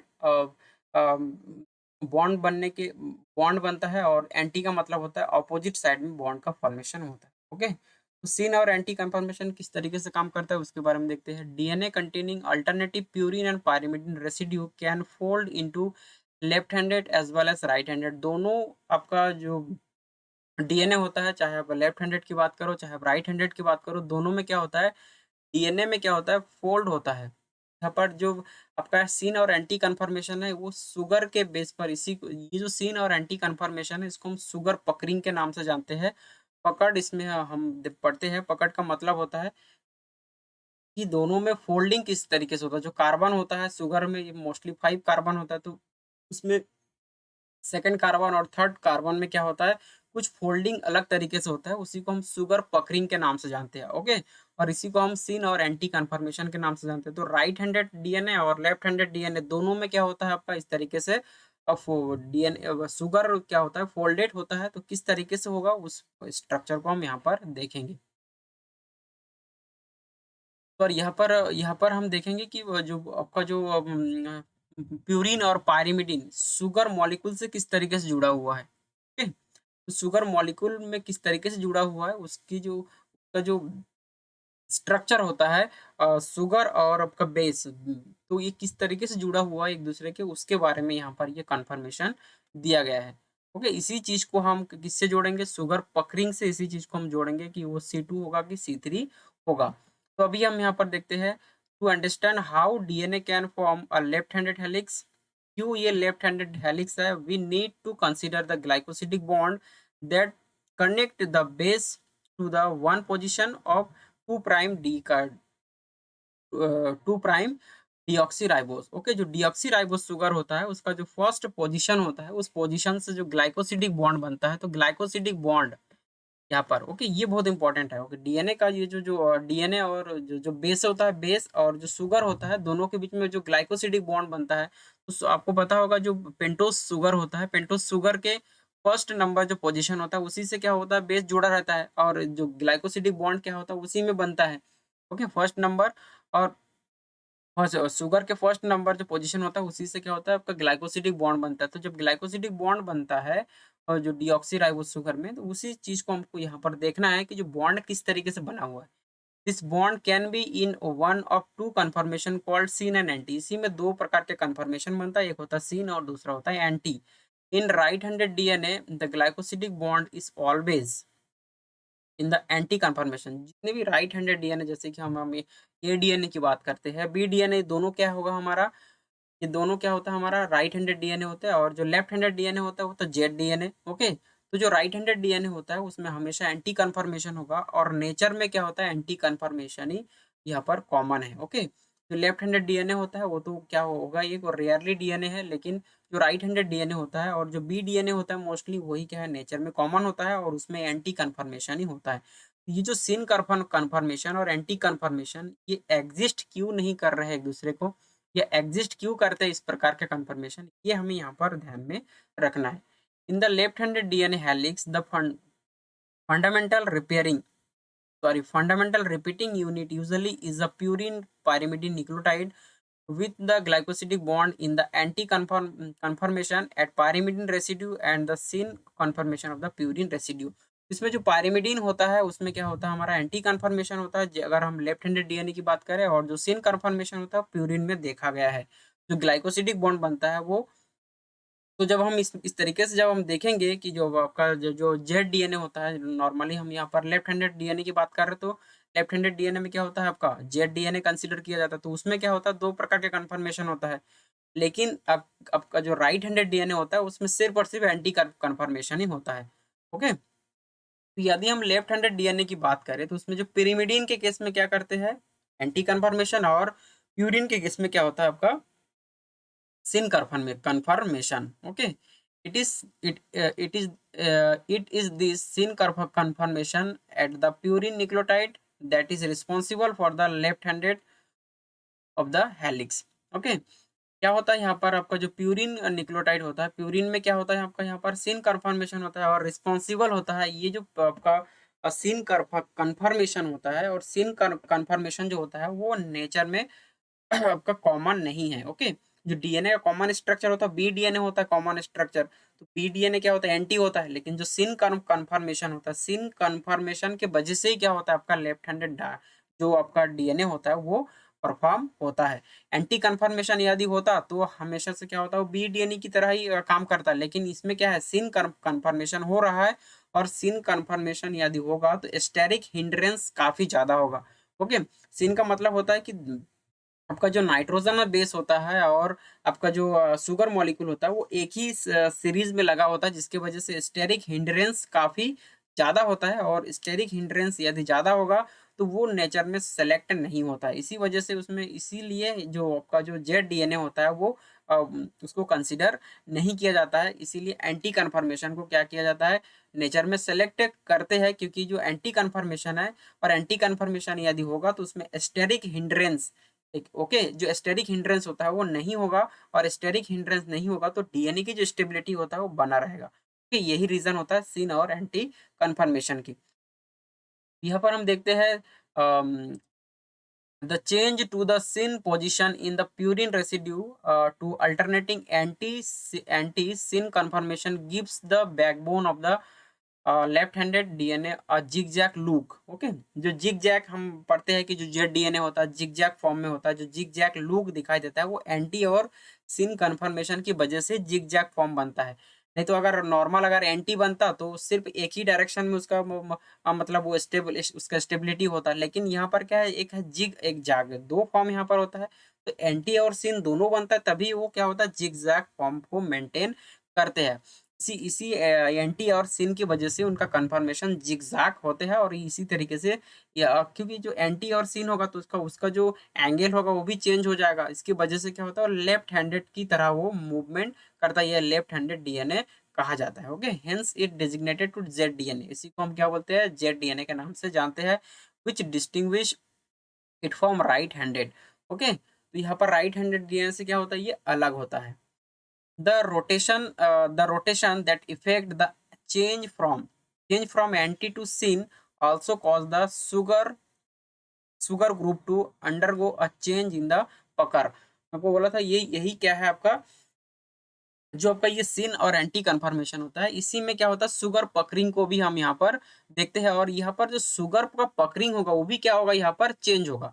शुगर पकरिंग में मोस्टली हम देखते हैं कि C2 एंडो होगा या C3 एंडो होगा। उसी प्रकार से यदि C2 एक्सो होगा या C3 एक्सो होगा। तो ये दो फॉर्म होता है शुगर पकरिंग में, एक होता है एंडो फॉर्म, दूसरा होता है एक्सो फॉर्म। तो यदि डीएनए में यदि सिन और एंटी कन्फर्मेशन होगा तो उसका शुगर पकरिंग भी क्या होगा, अलग अलग तरीके से होगा। शुगर पकरिंग का मतलब होता है उसमें कार्बन का जो कार्बन उसमें लगा हुआ है शुगर मॉलिक्यूल में, वो कार्बन अंदर की तरफ है कि बाहर की तरफ है। तो नॉर्मल केस में यदि हम बात करेंगे एंटी कन्फर्मेशन में तो उसका पकरिंग अलग होगा। लेकिन यदि उसमें दोनों प्रकार का चेंजेस हो रहा है, एक हो रहा है एंटी भी हो रहा है और सिन भी हो रहा है, जिसकी वजह से क्या होगा, शुगर के स्ट्रक्चर में भी चेंज होगा। अगर हम यहाँ पर बात करें नोट, अगर एक नोट की तरह यहाँ पर हम देखें, as shown in note as shown in that C3 and C2 can which location, यदि हम C3 और C2 को लोकेशन देखें in solution, alternating purine pyrimidine residue assume the left handed conformation only in the presence of high concentration of positivity change ion। Okay, यहाँ पर example sodium ion that shield the negatively charge phosphate group. Okay, तो ये यहाँ पर क्या होता है आपका, ये जो आपका प्यूरिन और पायरिमिडिन से जो लेफ्ट हैंडेड डीएनए का कंफर्मेशन बना हुआ है वो क्या होता है, हाईली पॉजिटिवली चार्ज उसमें होता है। ओके, कि हाईली हाईली पॉजिटिवली चार्ज क्यों होता है, क्योंकि उसमें सोडियम, जैसे हम यहाँ पर सोडियम को देखें तो सोडियम क्या, ये क्या है, यहाँ पर सोडियम प्रेजेंट होता है, जिसकी वजह से यहाँ पर हाईली क्या होता है, पॉजिटिव चार्ज यहाँ पर प्रेजेंट होता है। ओके, और क्या होता है आपका जो नेगेटिव चार्ज किस में होता है, मोस्टली आपका फॉस्फेट ग्रुप पे नेगेटिव चार्ज होता है। ओके, तो इस तरीके से हम जो इसमें जो C3 और C2 होगा, ओके, जो आपका जो आपका लेफ्ट हैंडेड डीएनए होता है उसमें C3 और C2 कंडीशन होगा। और ये क्या होता है आपका हाईली पॉजिटिव कंडीशन यहाँ पर दिखाया गया है। और जो फॉस्फेट ग्रुप होता है उसमें नेगेटिव चार्ज होता है। इसके वजह से क्या होगा, ये लेफ्ट हैंडेड की तरह ही है, इसका लेफ्ट हैंडेड एंगल पे ही क्या होता है, इसका रोटेशन होता है। At lower salt concentration they form typically right handed DNA. Okay, इस तरीके से यदि हम इस लेफ्ट हैंडेड डीएनए को यदि हम लोअर सॉल्ट कंडीशन में रखा गया है, ओके, सॉल्ट कंडीशन में यदि हम इसको रखते हैं तो ये जो डीएनए कन्फर्मेशन होगा वही क्या किस में चेंज हो जाएगा, ये एंटी में चेंज हो जाएगा। ओके, या उसको बोल सकते हो कि राइट हैंडेड में कन्फर्मेशन में ये चेंज हो सकता है। The physiologically significance of Z DNA is uncertain and the left handed helical probably can not a most for only a small proportion of a cell of DNA. Okay, जो left handed DNA होता है ये क्या होता है, बहुत ही small या negligible आप मान सकते हो इसको, सेल में या सेल के जो डीएनए होता है उसमें हम मान सकते हैं। ओके, इस तरीके से आपको यहाँ पर समझना पड़ेगा कि जो आपका लेफ्ट हैंडेड डीएनए होता है उसमें पॉजिटिव चार्ज बहुत ज़्यादा होता है और आपका नेगेटिव चार्ज फॉस्फेट में लगा रहता है, जिसकी वजह से क्या होता है, इसका जो रोटेशन चेंज हो जाता है। और यदि इस तरीके की जो स्ट्रक्चर है, ओके, इस तरीके की स्ट्रक्चर होता है तो ये और जो हमारा जो राइट हैंडेड डीएनए होता है उसमें क्या होता है आपका, वो लोअर सॉल्ट कंडीशन में यहाँ पर मेंटेन करते हैं। ओके, तो लोअर सॉल्ट कंडीशन में यहाँ पर ये क्या करते हैं, मेंटेन होता है, जिसकी वजह से उसको हम राइट हैंडेड डीएनए कन्फर्मेशन के नाम से जानते हैं। ओके, इस तरीके से आपको यहाँ पर कुछ इंपॉर्टेंट बातें ध्यान में रखना है कि जो जेड डीएनए होता है उसका लेफ्ट हैंडेड होने का रीजन क्या होता है कि उसमें एंटी और सिन दोनों कन्फर्मेशन होता है। ओके, और उसमें जो प्यूरिन और पेरिमिडिन के बीच में जो कन्फर्मेशन होता है उसमें high concentration of positive charge होता है, जिसके वजह से क्या होता है ये आपका लेफ्ट हैंडेड डीएनए में ये कंसीडर होता है। और इसमें क्या होता है आपका जो नेगेटिव चार्ज होता है फॉस्फेट पे कुछ ज्यादा होता है, जिसके वजह से क्या होता है लेफ्ट हैंडेड कन्फर्मेशन बनता है। और उसका जो शुगर पकरिंग होता है वो भी क्या होगा चेंज हो जाएगा, क्योंकि सीन और एंटी में क्या होगा उसका शुगर पकरिंग भी क्या होगा यहाँ पर चेंज हो जाएगा हो जाएगा। तो इसमें आपको ये तो सिन और एंटी कन्फर्मेशन में तो आपको यहाँ पर राइट हैंडेड डीएनए और लेफ्ट हैंडेड डीएनए की हम यदि बात करें तो इस तरीके से शुगर पकरिंग में चेंज होगा, उसके कन्फर्मेशन में चेंज होगा, क्योंकि उसमें एंटी कन्फर्मेशन सिन कन्फर्मेशन दोनों में चेंज हो जाएगा। तो इस तरीके से आपको लेफ्ट हैंडेड और राइट हैंडेड डीएनए को समझना पड़ेगा।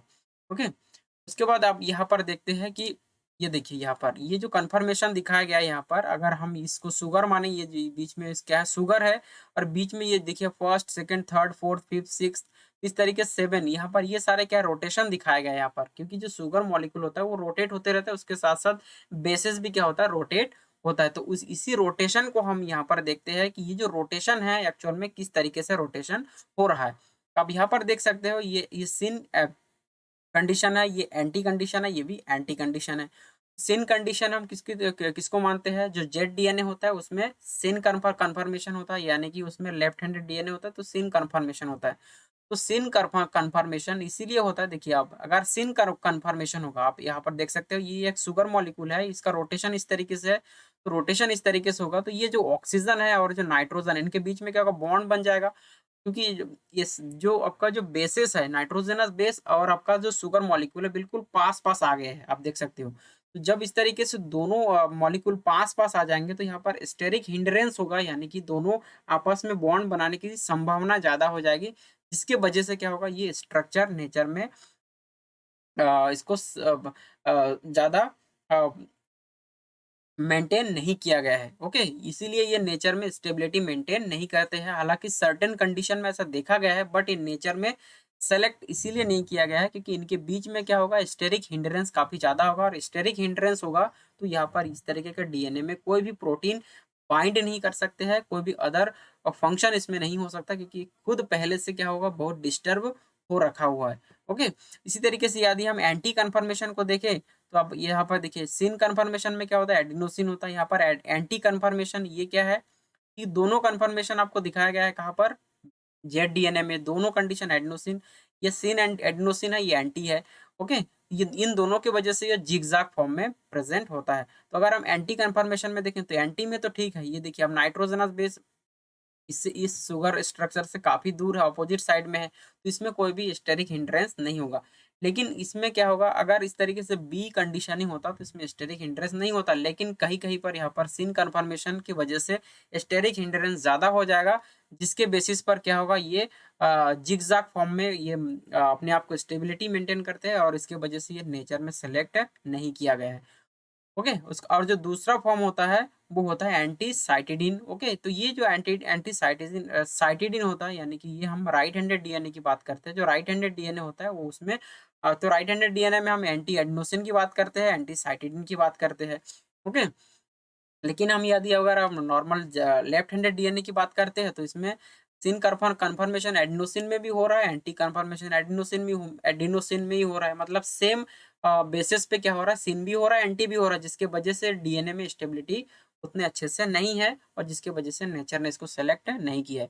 उसी प्रकार से आप देख सकते हो एडिनोसिन में भी आपका एडिनोसिन में एंटी है, और आपका साइटिडीन में भी क्या है एंटी है, तो दोनों में यहाँ पर एंटी कन्फर्मेशन है, और एंटी कन्फर्मेशन यदि होगा तो ये बेस से क्या होगा अपोजिट साइड में होगा, सॉरी जो शुगर मॉलिक्यूल है उसके अपोजिट साइड में बेस होगा, और तो अपोजिट साइड में होगा तो स्टेरिक हिंड्रेंस यहाँ पर नहीं होगा, स्टेरिक हिंड्रेंस नहीं होगा तो डीएनए की स्टेबिलिटी अच्छा होगा, इसके वजह से जो राइट हैंडेड डीएनए होता है उसकी स्टेबिलिटी मेंटेन होता है, और वही डीएनए में और वही नेचर में सेलेक्ट है।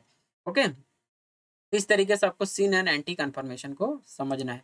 उसके बाद हम यहाँ पर समझते हैं अब यहाँ पर हम शुगर पकरिंग की स्ट्रक्चर को देखेंगे। यहाँ पर कन्फर्मेशन ऑफ राइबोस, इसी को हम बोलते हैं शुगर पकरिंग। ओके, तो वहाँ पर हम बात किए थे कि जो एंटी और सिन कन्फर्मेशन होगा, तो एंटी सिन कन्फर्मेशन होगा लेफ्ट हैंडेड डीएनए में, तो उसका जो शुगर है, शुगर में क्या होगा, उसका शुगर का जो कार्बन है वो भी क्या होगा, चेंज हो जाएगा। ओके, तो इस तरीके से ये जो कन्फर्मेशन ऑफ शुगर है, शुगर मॉलिक्यूल की जो कन्फर्मेशन है उसको देखते हैं, और इस शुगर का जिस तरीके का कन्फर्मेशन है उसको हम पकड़ बोलते हैं, शुगर पकड़िंग इसी को बोला जाता है। तो देखिए यहाँ पर ribo ribofuranose ring in the nucleotide can exist in 4 different puckering conformation. Okay, 4 प्रकार के यहाँ पर पकरिंग, यहाँ पर कन्फर्मेशन यहाँ पर देखा गया है। एक होता है C2 एंडो और C2 एक्सो, और दूसरा होता है C3 एंडो और C3 एक्सो। तो ये 4 प्रकार के कन्फर्मेशन यहाँ पर देखा गया है। तो आप नॉर्मल यदि हम यहाँ पर एडी एल्डिहाइड यहाँ पर ले, इस तरीके से आप देखते हो ये एल्डिहाइड है, और ये क्या है, बीटा फ्यूरोनोस स्ट्रक्चर है। इस एल्डिहाइड का फॉर्म इस तरीके से देखा गया है। एल्डिहाइड जब फ्यूरानोस स्ट्रक्चर बनता है, बीटा फ्यूरानोस, तो ये बीटा फ्यूरानोस यही है शुगर मॉलिक्यूल, और इसी शुगर के साथ ही क्या होता है आपका, इस तरीके का कन्फर्मेशन प्रेजेंट होता है। ओके, तो ये एल्डिहाइड फॉर्म में एल्डिहाइड फॉर्म तो है, लेकिन ये एल्डिहाइड फॉर्म दूसरे मॉलिक्यूल के साथ ये उसका पर्पस अलग होता है। लेकिन जब हम डीएनए की बात करेंगे तो ये जो एल्डिहाइड होता है ये फ्यूरानोज में चेंज हो जाएगा, और यही स्ट्रक्चर क्या होगा, डीएनए में स्टेबिलिटी मेंटेन करते हैं। Okay, in all case four of the 5 atom are nearly in the single plane. Okay, normally क्या होता है, ये एक सिंगल प्लेन में प्रेजेंट होता है। आप यहाँ पर देख सकते हो जो फ्यूरानोज स्ट्रक्चर है, इसमें एक नॉर्मल प्लेन में क्या है, ये एक नॉर्मल प्लेन पे क्या होता है, ये अरेंज रहता है। कार्बन की जो पांचों कार्बन है, ओके, जो जो पेंटो शुगर है, इसका पांचों कार्बन एक नॉर्मल प्लेन पे ये क्या रहता है, अरेंज रहता है। द फिफ्थ एटम, ओके, जो fifth atom C two and C two और C3 is on either the same endo or the opposite exo side of the plane relative to the carbon 5 prime atoms। Okay, ये यहाँ पर आप important बातें हैं। देखिए यहाँ पर आपको एक पॉइंट यहाँ पर आपको लेना है, जिसका जो है 5 प्राइम। ओके, जो कार्बन का जो 5 प्राइम होता है वो एक्सो में भी होगा और एंडो में होगा। तो 5 प्राइम और 4 प्राइम में कोई भी चेंजेस नहीं आ रहा है। ओके, हालांकि यहाँ पर फर्स्ट प्राइम में भी कोई चेंजेस नहीं आ रहा है। चेंजेस यहाँ पर कहाँ पर आ रहा है, C2 और C3 जो कार्बन होता है उसी में यहाँ पर क्या होगा, चेंजेस हो रहा है। तो आपको यहाँ पर ध्यान में रखना है कि जो 5 वाला प्राइम है, उस 5 वाले प्राइम की तरफ यदि C2 का कंफर्मेशन, यदि C2 का जो स्ट्रक्चर है अगर 5 की तरफ यदि ज्यादा होगा, तो यानी कि आप इस स्ट्रक्चर को देखिए, यहाँ पर जो C2 कंफर्मेशन है, जो C2 यहाँ पर जो कार्बन है या कार्बन C है, सॉरी, कार्बन सेकंड नंबर है, वो यदि 5 की तरफ मूवमेंट उसका ज्यादा है तो वो क्या कहलाएगा, ये 5 की तरफ होगा, तो ये अंदर की तरफ धसेगा। तो जब ये कार्बन सेकंड जब अंदर की तरफ जाएगा, यानी कि 5 प्राइम की डायरेक्शन की तरफ जाएगा, तो उसको बोलेंगे C2 एंडो, यानी कि 5 की तरफ जा रहा है या अंदर की तरफ जा रहा है। उसी प्रकार से यदि हम इसको देखेंगे कि ये जो आपका देखिए यहाँ पर नॉर्मल स्ट्रक्चर क्या है, इस तरीके से है। ओके, नॉर्मल एक प्लेन में इस तरीके से स्ट्रक्चर था। लेकिन अगर ये क्या होगा, अगर ये जो C2 है ये बाहर की तरफ होगा, यानी कि 5 प्राइम से जस्ट ऑपोजिट डायरेक्शन में होगा, तो उसको बोलते हैं C2 एक्सो। ये दो फॉर्म हो गया, एक हो गया है C2 एंडो और दूसरा हो गया C2 एक्सो। उसी प्रकार से ये जो थर्ड कार्बन हो गया है, तो थर्ड कार्बन यदि 5 प्राइम की तरफ शिफ्ट होगा तो उसको बोलते हैं C3 एंडो। और वही जो 3 प्राइम होता है वो यदि 5 प्राइम के ऑपोजिट डायरेक्शन में शिफ्ट होगा तो उसको बोलते हैं C3 एक्सो। तो इस तरीके से ये 4 फॉर्म मेंटेन होता है, और इसी फॉर्म को ही बोलते हैं शुगर पकरिंग। ओके, तो आपको यहाँ पर ध्यान में रखना, जो बीटा फ्यूरोनोज होता है, ओके, जो बीटा फ्यूरोनोज होता है वो हम उसमें क्या होता है, इस तरीके की कन्फर्मेशन तरीके का कन्फर्मेशन में चेंज होता है। इस तरीके से 4 कन्फर्मेशन में चेंज हो सकता है, C2 एंडो C2 एक्सो, C3 एंडो C3 एक्सो। तो ये 4 प्रकार के कन्फर्मेशन में चेंज होगा, और इसी का नाम ही शुगर पकरिंग है या कन्फर्मेशन ऑफ राइबोस है। ओके, तो राइबोस शुगर में इस प्रकार का कन्फर्मेशन होता है। ये क्यों होता है, क्योंकि जब देखिए इस ये जो स्ट्रक्चर है, इस स्ट्रक्चर को मेंटेन करते हैं तभी क्या होता है, डीएनए में स्टेबिलिटी आता है। क्योंकि देखिए नॉर्मली ये जितने भी कंफर्मेशन डीएनए में हम देख रहे हैं, ये कंफर्मेशन क्यों जरूरी है, क्योंकि यहाँ पर डीएनए का जो स्ट्रक्चर बना हुआ है, इसमें जब भी रेप्लिकेशन होगा, जब भी डीएनए का ट्रांसक्रिप्शन होगा, तो ये सारे जो कन्फर्मेशन होता है ये, क्योंकि जब कभी भी रेप्लिकेशन होगा तो कोई ना कोई प्रोटीन उसमें जुड़ेंगे, कोई एंजाइम उसमें जुड़ेंगे, ओके, कोई फैक्टर उसमें जुड़ेंगे। तो जितने सारे भी यहाँ पर प्रोबेबिलिटी, जितने भी फंक्शन यहाँ पर होता है डीएनए के साथ, तो वो सारे फंक्शन को परफॉर्म करने के लिए इस तरीके की कन्फर्मेशन बहुत जरूरी होता है। और ये सारे कन्फर्मेशन देखा गया है एट अ टाइम को भी फंक्शन को करते हुए, या ओके। जैसे डीएनए, अगर डीएनए की रेप्लिकेशन की बात करेंगे तो आप देखोगे कि जब डीएनए की रेप्लिकेशन हम करेंगे तो वहाँ पर एक पर्टिकुलर जगह पर जाके डीएनए पॉलीमरेज एंजाइम बाइंड कर रहा है, एक पर्टिकुलर जगह पे DNA polymerase first, DNA polymerase second. और यदि डीएनए पॉलीमरेज की हम बात करें तो डीएनए पॉलीमरेज जो एंजाइम होता है उसके डिफरेंट डिफरेंट सब यूनिट भी होते हैं। तो वो सारे सब यूनिट जाके डीएनए के साथ अटैच होता है। तो सारे सब यूनिट डीएनए के साथ अटैच होगा तो उस कंडीशन में वहां से एक्सपेरिमेंटली प्रूव किया गया है कि इस तरीके की स्ट्रक्चर मेंटेन यदि नहीं होगा तो कोई भी एंजाइम या कोई भी प्रोटीन डीएनए के साथ बाइंड नहीं कर सकता। तो इसीलिए यहाँ पर ये सारे स्ट्रक्चर मेंटेन होते हैं, तभी कोई भी प्रोटीन या कोई भी एंजाइम जाके उस पर्टिकुलर डीएनए के साथ बाइंड होता है और डीएनए की आगे की फंक्शन को परफॉर्म करते हैं। ओके, तो इसीलिए ये सारे कंफर्मेशन बहुत जरूरी है। ओके, आज के लेक्चर में सारे कंफर्मेशन के बारे में ही हम बात की है कि इसका एंगल कितना है, उसमें डायमीटर कितना है, उसके बाद उसका जो कॉन्फ़िगरेशन होता है, ओवरऑल कॉन्फ़िगरेशन इस तरीके के रह सकते हैं, बेस स्टैकिंग क्या होता है। तो ये सारे जो आपका कन्फर्मेशन होता है डीएनए में, ये बहुत ज़रूरी है। ये सारे चीज़ एक साथ होंगे तभी एक जो नॉर्मल डीएनए कहलाएगा और उसी डीएनए में कोई भी फंक्शन परफॉर्म होगा, अदरवाइज़ नहीं हो सकता है। ओके? इसी प्रकार से हम यहाँ पर देखेंगे कि दूसरा कंडीशन आप देखते हैं यहाँ पर प्रोपेलर ट्विस्ट, ये बहुत इंपॉर्टेंट होता है। प्रोपेलर ट्विस्ट का मतलब होता है कि डीएनए जो एंगल हमें यहाँ पर जो एंगल देखने को मिल रहा है, ओके, जो यहाँ पर राउंड हो रहा है कि राइट हैंडेड होगा कि यहाँ पर लेफ्ट हैंडेड होगा, तो ये जो एंगल प्रोवाइड कर रहा है, इस एंगल को प्रोवाइड करने के लिए डीएनए का जो ट्विस्ट होता है वो ट्विस्ट क्यों हो रहा है, ट्विस्ट होने का जो रीजन है वो यही है। ओके, यहाँ पर आप देख सकते हो ये एक नॉर्मल डीएनए है, लेकिन यहाँ पर क्या है, जो हाइड्रोजन बॉन्ड है वो हाइड्रोजन बॉन्ड क्या हो गया, ट्विस्ट हो गया है। यानी कि यहाँ पर जो बेसिस है वो एक बेसिस क्या होगा, घूम जाएगा। क्यों घूमेगा, क्योंकि डीएनए की स्टेबिलिटी को मेंटेन करने के लिए। अब यहाँ पर देखिए, a propeller twist cause rotation of the base. The propeller twist is a measure of the angle between the plane of the two bases. Okay, इस जो डीएनए का जो एंगल है, आप देख सकते हो डीएनए नॉर्मल में लीनियर भी हो सकता था, लेकिन लीनियर यहाँ पर नहीं है, क्या है यहाँ पर, एंगल के फॉर्म में। तो एंगल क्यों हो रहा है, क्योंकि इसका जो बेसिस है वो क्या होगा, कुछ रोटेशन कर रहा है, बेस भी क्या कर रहा है, कुछ रोटेशन कर रहा है, तभी यहाँ पर एंगल फॉर्म हो रहा है। तो ये जो आपका रोटेशन है यही है प्रोपेलर ट्विस्ट। ओके, ट्विस्ट का मतलब दोनों एंगल क्या कर रहा है, एक दूसरे के चारों तरफ क्या कर रहा है, रोटेट कर रहा है, लेकिन कितने डिग्री पे रोटेट कर रहा है वो इंपॉर्टेंट है यहाँ पर।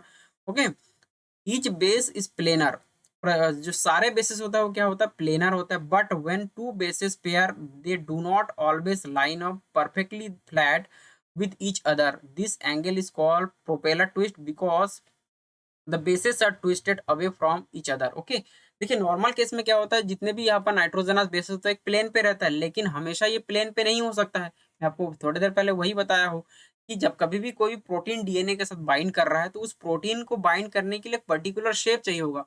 क्या पता उसी वो जो शेप होता है उस शेप को, जो प्रोटीन बाहर से बाइंड हो रहा है, जो जो एंजाइम बाइंड हो रहा है, उस एंजाइम को बाइंड करने के लिए इस तरीके की जो शेप होती है, इस तरीके के एंगल बनाना पड़ता है, तभी वो उस प्रोटीन या उस एंजाइम को परफेक्टली वो मैच कर पाएगा। तभी जा करके क्या होता है, ये इस तरीके का एंगल बनाते हैं। तो नॉर्मल केस में क्या होता है, डीएनए क्या होता है, फ्लैट फ्लैट रहता है, ये प्लेनर फॉर्म में रहता है। लेकिन कुछ कुछ जगह पर क्या देखा गया है, इस तरीके के ये प्रोपेलर ट्विस्ट के फॉर्म में ये प्रेजेंट होता है।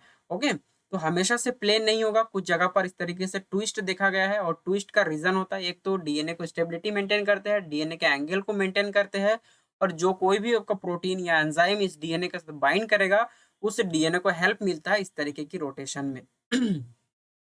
This measure is related to the rigidity of DNA helix, such that the larger propeller twist angle reflect a more rigid helix। Okay, ये जो आपका प्रोपेलर ट्विस्ट है, ये जो बेस आप देख रहे हैं यहाँ पर, ये नॉर्मल प्लेन पे हाइड्रोजन बॉन्ड में कोई भी रोटेशन नहीं है, लेकिन अब इस वाले स्ट्रक्चर में देख रहे हो कि यहाँ पर जो अब बेसिस नाइट्रोजनस बेसिस है, यहाँ पर जो सारे थाइमिन है ये क्या कर रहा है, कुछ रोटेट कर रहा है, जिसके वजह से डीएनए में क्या आएगा, रिजिडिटी आएगा। ओके, ये और जो डीएनए एक तो फ्लेक्सिबल होते हैं, ओके, तो इस तरीके से इसमें रिजिडिटी आएगा और ये अपने स्टेबिलिटी स्ट्रक्चर को क्या करेगा, यहाँ पर स्टेबिलिटी मेंटेन करेगा। In BDNA the propeller twist angle are usually quite low. Okay, जो BDNA होता है उसमें इस तरीके का जो प्रोपेलर ट्विस्ट क्या होगा, बहुत ही कम देखा गया है। As can be seen from the side view, the view of the helix. Okay, side में क्या होगा, कुछ साइड में इस तरीके से जो BDNA होता है उसमें नॉर्मली इस तरीके का प्रोपेलर ट्विस्ट कम देखा गया है, लेकिन जो साइड वाला जो एंगल होता है, जैसे यहाँ पर आप देख सकते हो, ये आप देख सकते हो यहाँ पर जो थाइमिन में जितने भी ये फर्स्ट आपका हेलिक्स हो गया, दूसरा हेलिक्स, इस तरीके से इसमें क्या होता है, जो साइड वाला जो है आपका बेस है, ये क्या कर रहा है, हल्का सा ट्विस्ट हो रहा है, हल्का सा एंगल हो रहा है। ओके, इस तरीके से जो BDNA होता है उसमें इस तरीके का एंगल कम देखा गया है, लेकिन देखा गया है। ओके, तो ये एंगल क्या प्रोवाइड करवाता है आपको, DNA में होता है, जो DNA होता है उसको रिजिडिटी प्रोवाइड करवाता है। इस तरीके से हम इसको देख सकते हैं। उसके बाद हम यहाँ पर बात करेंगे, हम मेजर ग्रुप और माइनर ग्रुप के बारे में बात करेंगे। ओके, जो DNA क्या होता है, मेजर ग्रुप होता है, माइनर ग्रुप होता है। दो ग्रुप इसमें होता है, पहले मैं आपको बताया हूँ। As a result of the double helical structure of two chains, the DNA molecule is a long extended polymer with two groups that are not equal to size to each other. जो दोनों group होता है, ये एक दूसरे के size से क्या होता है, अलग अलग होता है, ये कभी भी एक जैसा साइज में नहीं होता है। Okay, it is simple consequence of the geometry of the base pair. ये क्या होता है, DNA का जियोमेट्री होता है। The angle at which the two sugar product protrude from the base pair is the angle between the glycosidic bond. Okay, ये जो आपका मेजर ग्रुप होता है, ये ग्लाइकोसिडिक बॉन्ड में कितना एंगल बन रहा है। ओके, ग्लाइकोसिडिक बॉन्ड बॉन्ड जो फॉर्मेशन हो रहा है, उसमें एंगल क्या है, उसी एंगल को यहाँ पर शो किया जा रहा है, उसी को बोलते हैं ग्रुप्स। ओके, तो यहाँ पर जो नॉर्मल आप देख सकते हो, यहाँ पर जो बेस पेयर जो ग्लाइकोसिडिक बॉन्ड होता है is approximately 120 degree for the narrow angle, और आपका यहाँ पर देखें 240 degree for the wide angle. Okay, तो जो ग्लाइकोसिडिक बॉन्ड बन रहा है, ग्लाइकोसिडिक बॉन्ड किसके किसके बीच में, किसमें किसमें बन रहा है, जो आपका यहाँ पर शुगर मॉलिक्यूल होता है और जो बेस होता है, दोनों के बीच में क्या बन रहा है, ग्लाइकोसिडिक बॉन्ड बन रहा है। तो दो मॉलिक्यूल के बीच में ग्लाइकोसिडिक बॉन्ड बन रहा है, तो जो नैरो आपका ग्रुप होगा उसमें क्या होगा, 120 डिग्री होगा आपका रोटेशन, और आपका जो आपका मेजर ग्रुप होगा उसमें क्या होगा, आपका 240 डिग्री होगा, और जिसको हम वाइड एंगल बोलते हैं। तो आपको ये ध्यान में रखना है कि जो आपका मेजर ग्रुप होता है वो ग्लाइकोसिडिक बॉन्ड से रिलेटेड है, कि उसका एंगल कितना डिग्री पे हो रहा है। As a result, as more and more base pair stack on top of each other, the narrow angle between the sugar on edge of the base pair generate a minor group, and the large angle on the other edge generate the major group. Okay, एक होता है minor group और दूसरा होता है major group. क्योंकि जो base stacking होता है उसमें भी क्या होगा, आपका शुगर और आपका बेस के बीच में क्या होगा, आपका ग्लाइकोसिडिक बॉन्ड बनेगा। ये जो ग्लाइकोसिडिक बॉन्ड बन रहा है, इन दोनों के बीच में ही क्या होगा, आपका मेजर ग्रुप और माइनर ग्रुप बनता है। ओके, कुल मिला के हमें यहाँ पर बात करना है कि जो उसका एंगल होता है, कितने एंगल पे रोटेट कर रहा है, उस रोटेशन के बेस पर हम यहाँ पर मेजर ग्रुप और माइनर ग्रुप को डिफाइन करना है। If the sugar pointed away from each other in the strength line, that means at an angle of 180 degree. Okay, अगर सुगर मॉलिक्यूल एक दूसरे से दूर में है तो वो 180 डिग्री का एंगल बनाता है। Then the two group would be equal dimension, and there would be no minor major group. Okay, तो यहाँ पर क्या होगा, देखिए यहाँ पर क्या बताया गया है, शुगर जो मॉलिक्यूल होता है, शुगर मॉलिक्यूल अगर यहाँ पर शुगर मॉलिक्यूल का जो स्ट्रेंथ होता है, यदि वो क्या होगा, एक उसको उसमें जो एंगल होता है, शुगर मॉलिक्यूल का जो एंगल होता है वो क्या होगा, 180 डिग्री होगा, तभी क्या होगा, यहाँ पर ग्रुप का फॉर्मेशन होगा। लेकिन यदि यहाँ पर क्या होगा, जो ग्रुप होता है वो इक्वल डायमेंशन पे होगा, तो कोई मेजर ग्रुप और कोई माइनर ग्रुप यहाँ पर होगा ही नहीं। ओके, या आप यहाँ पर कह सकते हो कि जो शुगर मॉलिक्यूल होता है, जो शुगर मॉलिक्यूल और यहाँ पर जो बेसिस होता है, ओके, इनमें यदि 180 डिग्री का रोटेशन हो गया है, तो इसमें कोई भी मेजर ग्रुप और माइनर ग्रुप नहीं होगा। तो इस डिग्री, यदि 80 डिग्री यहाँ पर मेंटेन नहीं होता है, तो इस 180 डिग्री से बचने के लिए यहाँ पर क्या होता है, जो आपका ग्लाइकोसिडिक बॉन्ड बनता है उसमें कुछ रोटेशन होता है और उसके वजह से यहाँ पर 180 और 240 का यहाँ पर एंगल बनता है और जिसके वजह से ये मेजर ग्रुप और माइनर ग्रुप में कन्वर्ट हो जाता है। तो अब देख सकते हो यहाँ पर ये है मेजर ग्रुप, ये भी मेजर ग्रुप है, ये माइनर ग्रुप है होता है और ये भी माइनर ग्रुप। ओके, तो मेजर ग्रुप के जस्ट ऑपोजिट साइड में माइनर ग्रुप, यहाँ पर मेजर ग्रुप के ऑपोजिट साइड में माइनर ग्रुप, ये मेजर, ये माइनर, ये मेजर, ये माइनर। ओके, तो यहाँ पर आपको देखना ये है कि जो बॉन्ड बन रहा है हाइड्रोजन बॉन्ड, ओके, तो यहाँ पर आप ग्वानिन साइटोसिन की बात यदि करें तो नाइट्रोजन के 7 पोजीशन में क्या है आपका एक्सेप्टर है, ये जितने भी ए लिखा हुआ है ये एक्सेप्टर है, यानी कि हाइड्रोजन बॉन्ड को एक्सेप्ट कर सकते हैं। ओके, ये यहाँ पर ये इसके साथ ये ऑक्सीजन क्या कर सकता है, कोई भी हाइड्रोजन बॉन्ड को एक्सेप्ट कर सकता है, ये क्या है डोनर है और ये नॉर्मल हाइड्रोजन है। ओके, इस तरीके से AADH, इस तरीके से मेजर ग्रुप का क्या होगा आपका ये कि सीक्वेंस हो जाएगा। उसी प्रकार से माइनर ग्रुप का सीक्वेंस क्या होगा, माइनर ग्रुप में जो थर्ड वाला कंडीशन होगा, थर्ड नंबर है, इसमें एक एक्सेप्टर है यानी कि हाइड्रोजन का एक्सेप्ट कर सकता है। ये जो आपका नंबर है इसमें ये जो आपका नाइट्रोजन है, ये हाइड्रोजन है, ये क्या कर सकता है डोनेट कर सकता है और ये ऑक्सीजन क्या कर सकता है एक्सेप्ट कर सकता है। तो इसके जस्ट ऑपोजिट साइड में इस तरीके से, यानी आप मेजर ग्रुप में क्या देख रहे हो, आप मेजर ग्रुप में आप ये देख रहे हो कि इसमें क्या होगा एक्सेप्टर और डोनर क्या होगा ज्यादा होगा, होगा। ओके, एक्सेप्टर डोनर क्या होगा ज्यादा, यानी कि बॉन्ड फॉर्मेशन ये ज्यादा कर सकता है। ओके, तो इसीलिए हम यहाँ पर देखिए इस ये वाले स्ट्रक्चर में हम देख सकते हैं, इस स्ट्रक्चर में हम क्लियरली देख सकते हैं कि जो मेजर ग्रुप होगा इसमें क्या होगा ये बॉन्ड को ज्यादा बना सकते हैं, क्योंकि इसमें जो एक्सेप्टर साइड क्या होगा ज्यादा होगा। तो जो जिस साइड में एक्सेप्टर ज्यादा होगा, एक्सेप्टर मॉलिक्यूल ज्यादा होगा, उसमें ज्यादा से ज्यादा ये किसी भी चीज को एक्सेप्ट कर सकता है। और ये एक्सेप्ट क्यों कर सकता है, क्योंकि इसका जो आपका डिस्टेंस है वो क्या है ज्यादा है। ओके, तो इस तरीके से आपको यहाँ पर ये समझना पड़ेगा, इसका डिस्टेंस क्या होता है ज्यादा होता है। तो डिस्टेंस ज्यादा हो जाने की वजह से क्या होगा ये ज्यादा बॉन्ड फॉर्मेशन कर सकता है। और इसमें क्या होगा जो आपका माइनर ग्रुप होगा उसमें डिस्टेंस कम होने हो जाने की वजह से इसमें बॉन्ड फॉर्मेशन कम होगा। बस इतना ही आपको ध्यान में रखना है। बाकी एंगल तो आपको बता दिया हो कि 120 डिग्री होगा आपका किसमें नैरो ग्रुप में, और इसमें क्या होगा 240, जस्ट डबल यहाँ पर क्या होगा इसका रोटेशन होगा, तभी क्या होगा मेजर और माइनर ग्रुप यहाँ पर बनेंगे। इस तरीके से आपको यहाँ पर ध्यान में रखना है। उसी प्रकार यदि साइटोसिन और ग्वानिन को आप देखें तो जस्ट इसका ऑपोजिट आप देख सकते हो यहाँ पर। ओके, तो अब यहाँ पर एक पैटर्न देख सकते हो, अगर इसको आप चेंज कर दे, अगर इसका मिरर इमेज अगर आप यहाँ पर कंसीडर करें, यहाँ पर देखिए HDAA देख सकते हो मेजर ग्रुप में। उसी प्रकार से आप यहाँ पर ADA, ओके, यहाँ पर तो कोई चेंजेस नहीं आएगा माइनर ग्रुप में। उसी प्रकार से हम यहाँ पर थायमिन और एडेनिन के बीच में यदि देखें तो थायमिन में आप एडेनिन में देखिए अब ये है एक्सेप्टर, ये डोनर एक्सेप्टर, ये होता है हमारा मिथाइल ग्रुप। ओके, तो इस तरीके से आपको यहाँ पर एडम को याद में रखना है। यहाँ पर अगर थायमिन और एडेनिन के बीच में एडम याद रखना है, और आपका ग्वानिन और साइटोसिन के बीच में आपका ADD AADH, इस तरीके से आपको यहाँ पर याद करना होगा। ओके, इस तरीके से यहाँ पर ये अगर हम देखेंगे कि यहाँ पर माइनर ग्रुप जो होता है, सॉरी मेजर ग्रुप में ये 4 प्रकार से इस तरीके से बॉन्ड फॉर्मेशन कर सकता है, और यह 3 कर सकता है, 3 प्रकार से बॉन्ड फॉर्मेशन कर सकता है। तो यहाँ पर कुल मिला के जो माइनर और मेजर ग्रुप होता है उसका जो डिस्टेंस होता है ज़्यादा होता है, और जिसके वजह से यहाँ पर एक्सेप्टर और डोनर एक्सेप्टर और डोनर जो होता है उनकी नंबरिंग में भी क्या होता है यहाँ पर डिफरेंस आता है। ओके, तो मेजर ग्रुप में ज़्यादा बॉन्ड का फॉर्मेशन हो सकता है और माइनर ग्रुप में कम बॉन्ड का फॉर्मेशन हो सकता है। ऐसा क्यों होगा कि मैं आपको पहले ही बताया हूँ कि देखिए जब कभी भी डीएनए में कोई भी एंजाइम बाइंड करेगा तो जरूरी नहीं है कि कोई भी एंजाइम का एक ही प्रकार का शेप हो, कोई प्रोटीन का एक ही प्रकार का शेप हो। किसी में क्या होता है लार्ज एंजाइम की जरूरत पड़ती है, किसी में स्मॉल स्मॉल प्रोटीन की जरूरत पड़ती है। उसी प्रकार से एंजाइम की शेप भी अलग अलग होता है, प्रोटीन की शेप भी अलग अलग होता है।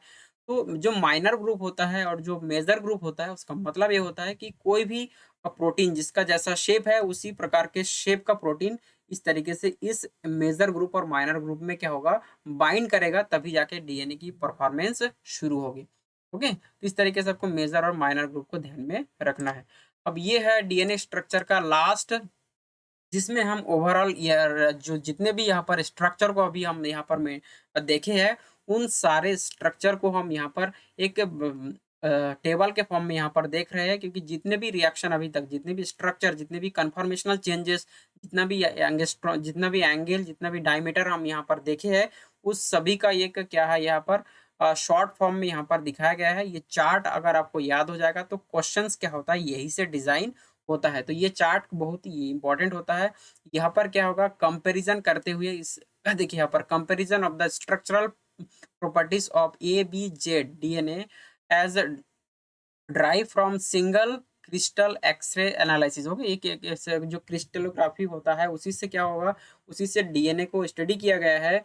और डीएनए को स्टडी करने के बाद इतने सारे आपका अरेंजमेंट पाया गया है कि डीएनए में इतने प्रकार से अरेंजमेंट होता है, तब जाके एक पर्टिकुलर नॉर्मल डीएनए का स्टेबिलिटी मेंटेन होता है। तो नॉर्मल यदि अब अभी तक हम बात जो किए हैं उसमें सब इंपॉर्टेंट जो कुछ कुछ बातें होते हैं वो आपको ध्यान में रखना है। ए डीएनए, बी डीएनए और जेड डीएनए के बारे में यदि हम ओवरऑल प्रॉपर्टीज के बारे में देखेंगे तो ये देखिए ए डीएनए क्या होता है, शॉर्ट एंड ब्रॉड होता है।